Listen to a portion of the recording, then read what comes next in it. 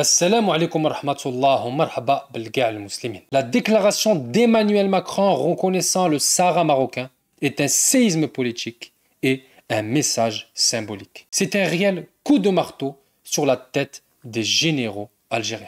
C'est une décision symbolique. Pourquoi? C'est très simple. Car elle a été calculée, livrée le jour de la fête du trône marocain, affirmant donc le soutien de la France au régime monarchique de Rabat. Dans les faits, cette déclaration française ne modifie pas la nature du conflit. Si cette décision de Macron était si peu efficace sur le terrain, pourquoi risquer de froisser et d'affaiblir un allié algérien déjà en difficulté? C'est assez simple. Le roi du Maroc avait lancé un ultimatum à la France depuis plusieurs années.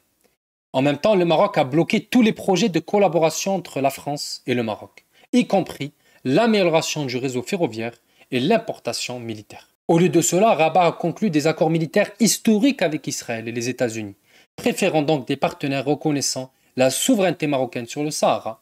La France, étant piégée par ses relations avec Alger, a dû donc choisir. Choisir entre les opportunités économiques d'un côté et préserver une relation d'ordre national, interne et historique avec Alger. Pourquoi la France a-t-elle choisi le Maroc? Pourquoi ce choix? La réponse est donc économique. Malgré les tensions diplomatiques, la relation franco-marocaine reste cruciale et fructueuse pour de nombreuses économies de l'Hexagone.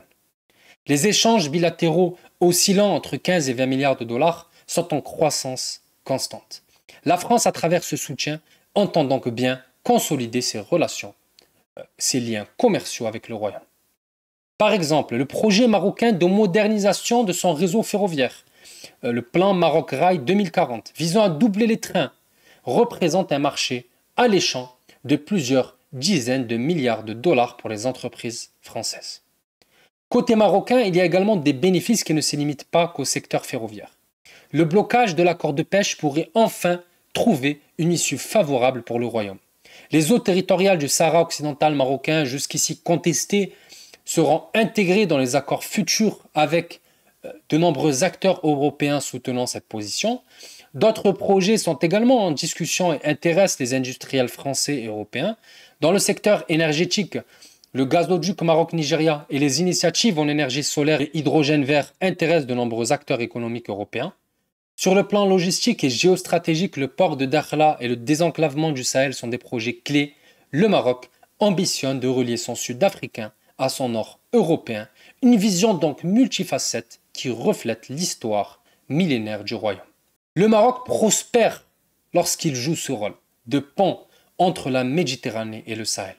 C'est la stratégie marocaine et chaque jour qui passe confirme son bien fondé. Ces tensions entre le Maroc et l'Algérie, avec la France qui se retrouve bloquée au milieu, ces tensions qui naissent suite à la prise de position de Paris en faveur du plan d'autonomie marocain, soulèvent des questions très importantes touchant à la fierté et aux sentiments nationaux de chacun. Il faut savoir démêler le vrai du faux. Il faut savoir démêler les intérêts de la région avec la propagande des uns ou des autres.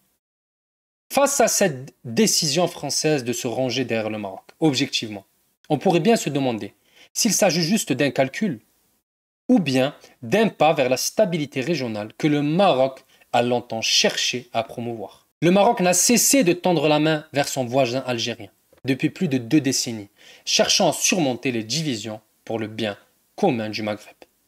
La réaction de l'Algérie, comme par le rappel de son ambassadeur, met en lumière une fracture très importante, non seulement diplomatique, mais aussi émotionnelle entre les deux pays. Là, il faut se demander, quel est le coût de ces tensions persistantes? Qui en bénéficie? Et à quel point les populations sont-elles prises en otage par ces jeux de pouvoir? Je pose donc une question pour finir cette vidéo aux Marocains, aux Algériens et aux personnes qui s'intéressent à ce sujet. N'est-il pas temps de repenser notre manière de voir notre voisinage, non pas comme des adversaires ou des rivaux, mais comme des partenaires potentiels dans la construction d'un avenir commun pour l'Afrique du Nord?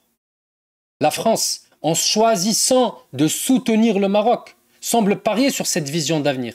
Mais ce choix, aussi stratégique soit-il, demande une réflexion profonde sur ce qui signifie vraiment être un leader régional en Afrique du Nord. La véritable force d'un leader ne réside pas dans la capacité à isoler ou à punir, mais dans le courage de tendre la main, d'écouter et peut-être de pardonner. La décision de l'État français pourrait donc être vue non seulement comme un soutien à une proposition marocaine, mais aussi comme un appel à tous les acteurs régionaux, africains, sahéliens, maghrébins, à réévaluer leur diplomatie, leur position, à envisager des voies qui favorisent la paix, le développement. Ce n'est qu'en reconnaissant nos interdépendances que nous pouvons espérer construire des ponts là où il y a des murs. Barakallahu fikum. J'espère que vous avez compris le message que j'ai voulu vous donner. La déclaration de Macron de la souveraineté marocaine du Sahara ne change rien en tant que telle sur la bataille, sur la guerre qui oppose le Maroc aux terroristes du Polisario. La déclaration de Macron est symbolique car elle a été donnée la fête du trône, ce qui symbolise une confiance de l'État français envers l'État marocain. La déclaration de Macron symbolise également la volonté de la France de construire un Sahel, un Afrique du Nord, un Maghreb apaisé avec des relations apaisées basées sur l'intérêt commun. Barakallahu fikum encore une fois. Wassalamu alaikum wa rahmatullahi wa barakatuh.